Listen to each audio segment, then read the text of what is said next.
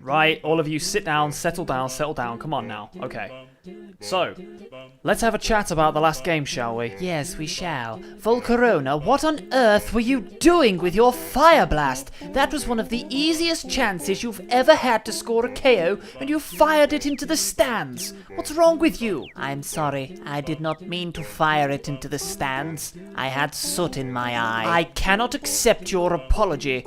I only asked for one thing from you, and that was to take out the goddarn Grimmsnarl, and you failed spectacularly. How on earth are you going to make this up to me? Well, come on now, I was not the only person who missed an attack. Flygon over there missed a Draco Meteor, which ended up meaning we weren't able to take out the goddamn Melmetal. I'm sorry, guys, I didn't mean to miss the attack. I'm not used to using special attacks. I'm a physical attacker. I'm used to using Earthquake and U-Turn, and that's all. Aw, come on, guys, don't be like that. So what, we made some mistakes, and so what if we lost the game?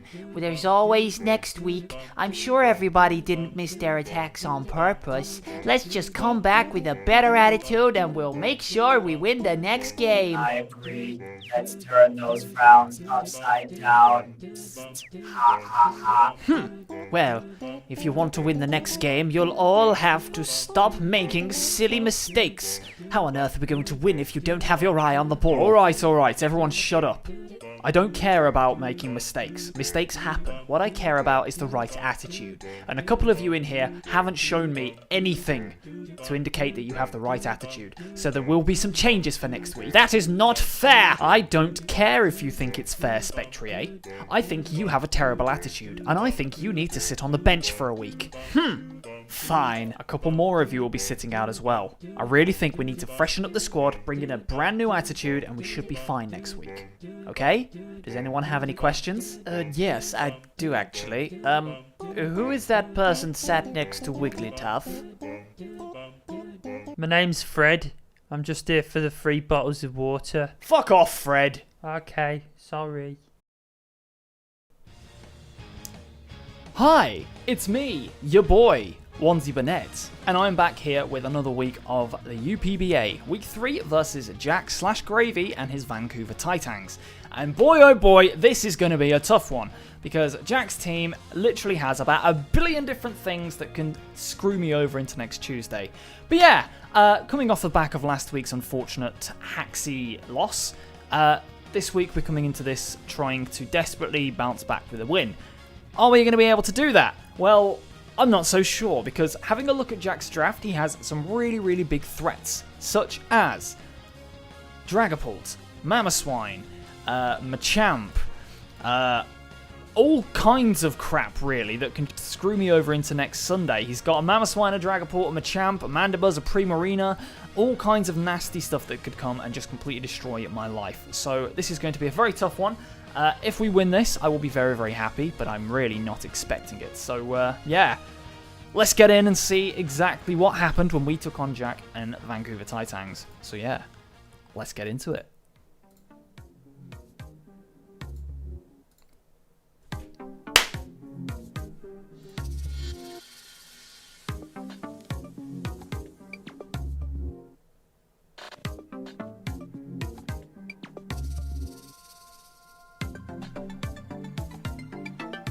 So here we are in the battle. And Jax decided to lead off with his Mamoswine. Now, I decided to lead off with Meowstic because at the time, I was 100% certain that my Meowstic had all 4 of its moves. Unfortunately, I had genned it incorrectly, and instead of having Energy Ball, which was going to be its next attack, because as you can see on screen right now, it only has Calm Mind, Thunderbolt, and Thunder Wave. It was meant to have Energy Ball to do a lot of damage to this Mamoswine. Unfortunately, I was a dingus and decided to not check before bringing them on. And that left me in a bit of a trouble, well, a bit of a problem really, because now I had to pick something to switch in to this Mamoswine, and let's be real, nothing on this team wants to switch into a Mamoswine. So I was just basically thinking, right, what do I do? What do I do? Do I want to get rid of something? I'm going to have to sack something here. Something's going to have to go down because nothing switches in, and this thing's probably choice banded and probably one-shots my entire squad. I decided to sack, or at least hope, and pray that Azumarill can live an Earthquake. So I switch it in, Earthquake comes out, and unfortunately I don't quite have the bulk needed on this Azumarill to live the hit. And Azumarill goes down, and unfortunately we are going to be down 6-5 from the first turn. And now we're in a bit of trouble, because I don't have my Wall Breaker anymore. I don't have my Azumarill anymore. I'm going to have to rely completely and utterly on Urshifu in order to try and break him. So, yeah, what are we going to do? I'm going to go for the close combat, I believe, here, because I just wanted to try and take this thing out. I really wanted to be able to just hit this thing and hit this thing hard and hopefully just do some damage to something.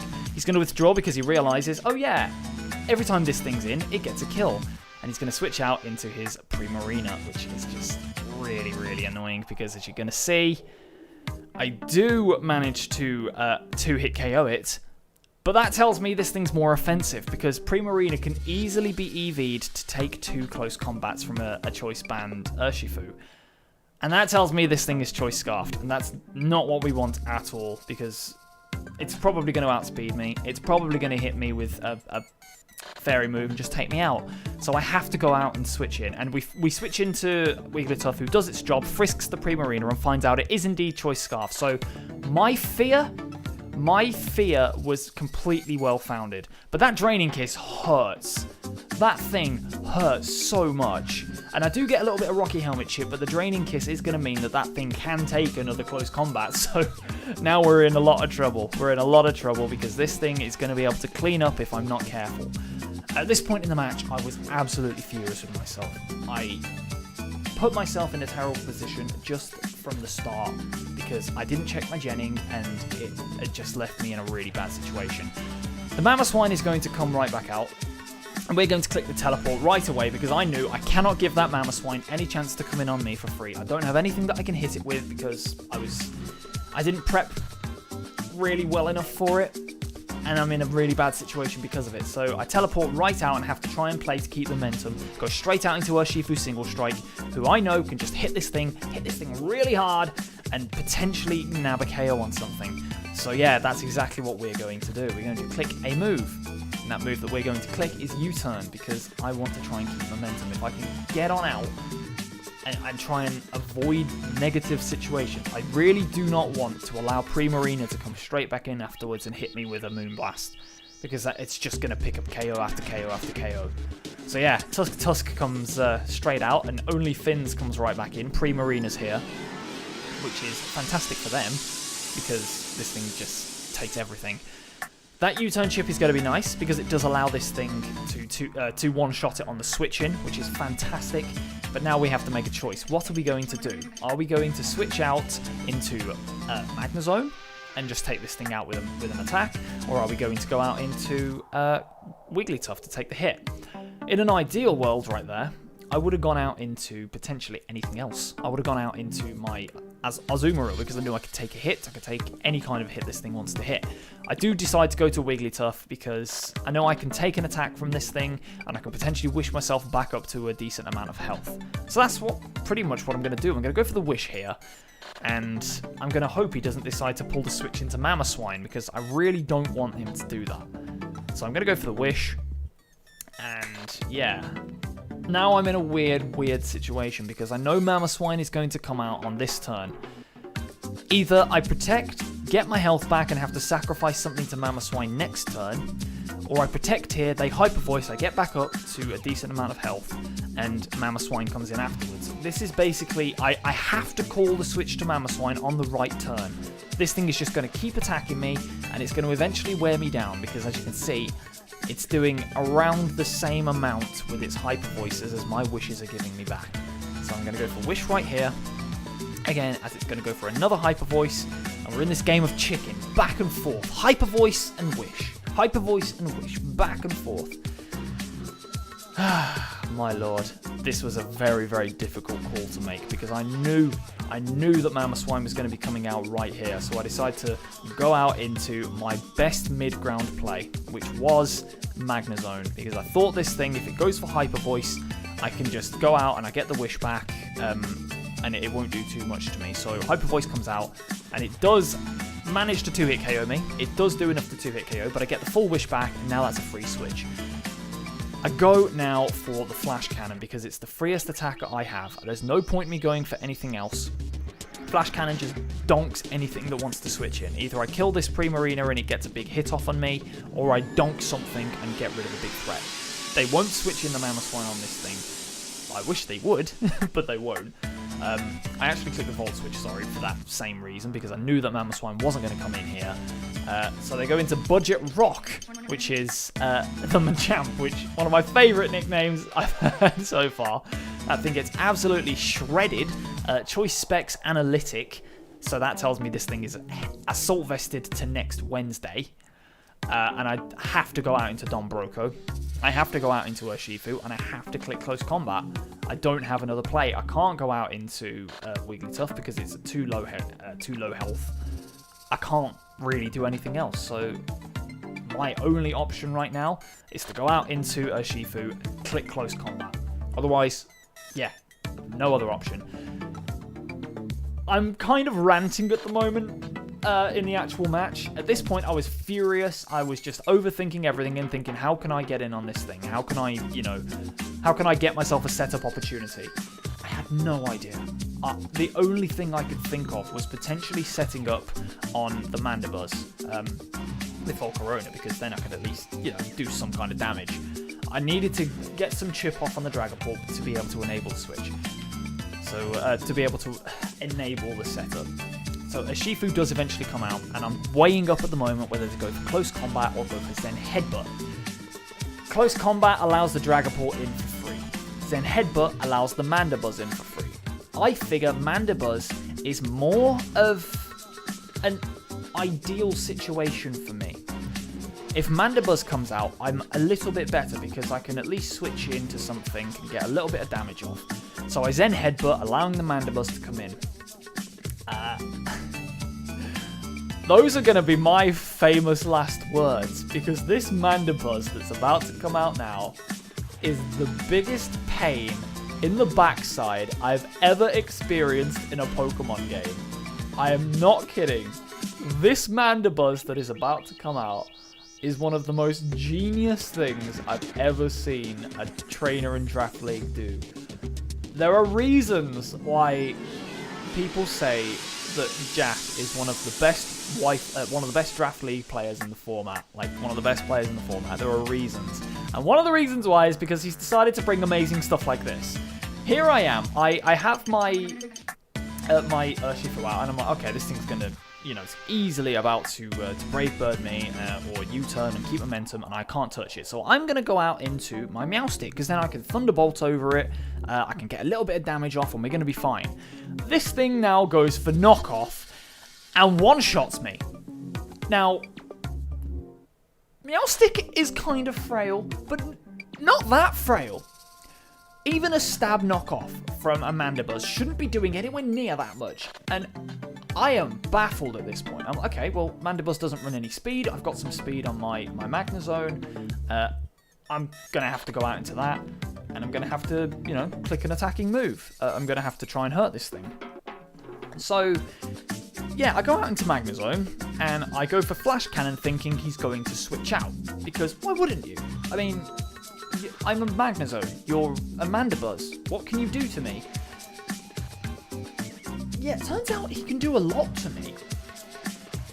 Because I completely, 100% overlooked the fact that MANDIBUZZ gets one of my favourite moves in the game. One of my absolute favourite moves of all time. And I'm just waiting for it to catch up right now. I'm just waiting for it to catch up because it says communicating, and I'm waiting for him to make his move, but... oh my lord. The MANDIBUZZ goes for Bone Rush and misses, as I go for Flash Cannon, and it doesn't kill. So, now I'm like, what the hell am I supposed to do? It just went for Bone Rush and outsped me. If it hadn't missed, that would have been one of the best techs brought to a match of all time. I figure it's going to go for it again, so I make the hard switch out into Don Broco. It goes for Bone Rush, and it does quite a bit of damage. That probably, like, it gets 3 hits. That probably would have killed my poor old Magnezone. Like, he didn't deserve that. I was honestly so impressed with that. Ridiculously so. I genuinely expected that, you know, I didn't expect anywhere near that level of craziness. That was fire. Pure sauce. Not just fire, sauce. So I decided to U-turn to, you know, kill this thing, because I didn't particularly want to lock myself into an attack with Don Broco over here. Because if I lock myself into an attack, I basically give something a free switch. I know that the Kadabra is going to be focus sashed. I know that the Dragapult can come in on my fighting attack, and I can't use Zen Headbutt on that thing. If I go for Wicked Blow and kill it, I know that Primarina can come in afterwards and just clean me up. So I decide the best thing I can do is go out into my Wigglytuff, basically. Because why not? I mean, I have to try and gain a bit of momentum back. Or do I? I can't even remember. Leave me alone. Oh dear, it's been a while since this match was played. Yes, I do indeed go into the Wigglytuff. Honestly, it's one of those. I know what moves I make, but I second guess myself because I'm like, oh, I'm moving around. You know, it's a strange one, basically. So yeah, I go into Wigglytuff because I need to basically get myself some momentum back. I need favourable switching. At this point, the game is very unlikely for me to win. It's going to be very difficult for me to pull a W off from this situation. That MANDIBUZZ really messed me up. One shot in my Meowstic. It's basically threw me off my game. It's rattled me a little bit. And not in the good way. It's completely rattled me. So, yeah, at this point, I feel like Jack just has to play out his endgame, and I feel like he's doing just that. He's doing it very well. He's doing a very good job of it. So he goes out into the Primarina, which obviously is a big problem for me because Scarf Primarina locks itself into a water move here and just completely ruins me. I don't have a switch in. I go for Protect to see what it's going to do, to see what it's going to lock itself into. And, you know, any information's good information. If I can waste some PP, I can waste some PP, but that's probably not going to happen in Wi-Fi Draft. It goes for Hyper Voice, which is a liquid attack, a sound attack, so it becomes Liquid Ariad and becomes a water type attack. And I don't have a switch in. I straight up don't have a switch in, so it's basically pick your sack. So we are going to do just that, and we're going to click Wish and hope that he switches out.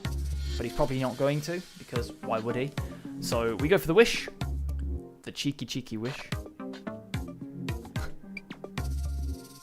No, we don't, apparently.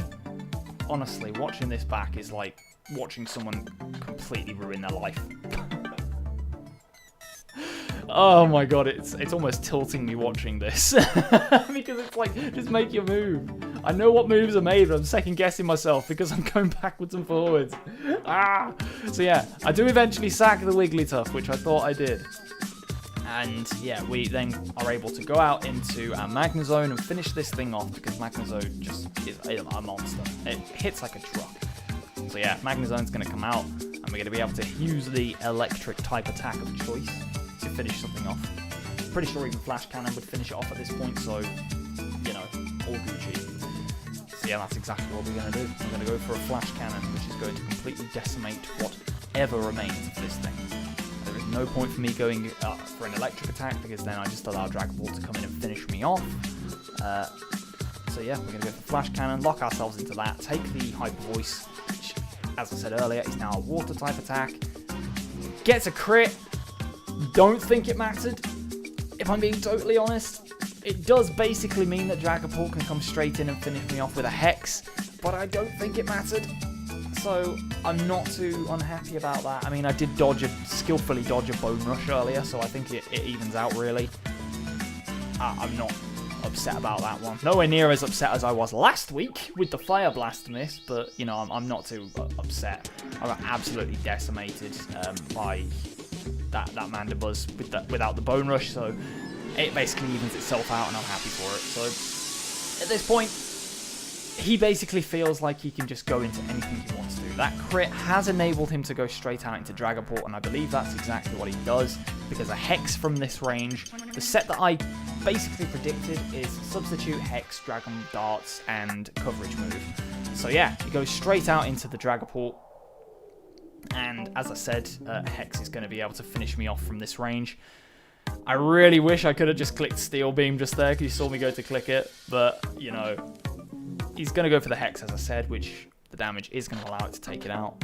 And, yeah, this basically seals the game for me, for him, because without my, whatchamacallit, Magnezone in the way, I now have nothing, no defense against this Pokemon. So I'm going to go out into Mothra, and I'm just going to have to, I have no other option. I have to do something and try and do it now. So what I actually do here is I try and click Substitute, because why wouldn't I? I mean, I have to. I have to try and do something. We click Substitute, and I completely forget that A, this thing has Dragon Darts, and B, this thing has Infiltrator, so it does a healthy chunk, leaving me right on 2 health. And I'm just done at this point. I prepped completely thinking this thing was going to be Specs, forgetting completely about Dragon Darts and Infiltrator.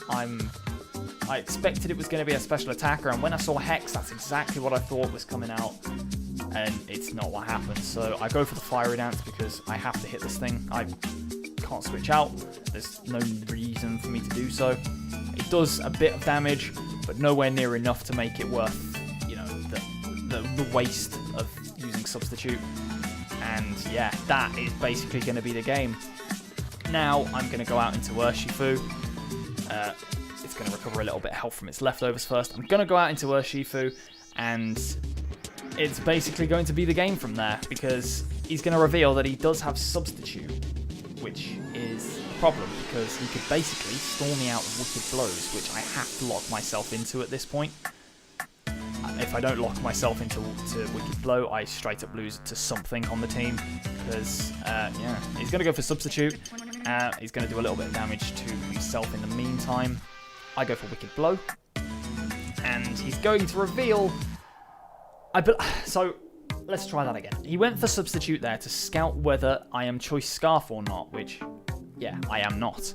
So, yeah, now that he knows this information, he now safely knows he has an endgame where he can switch into Kadabra on this Wicked Blow, because the Kadabra is Focus Sashed with Magic Guard, and take the hit, and then finish me off the turn afterwards with Dazzling Gleam. And that's exactly what's going to happen, and we are going to lose this match to Jack Greyvee and his Vancouver Titangs, which, I've got to say, I was completely outplayed.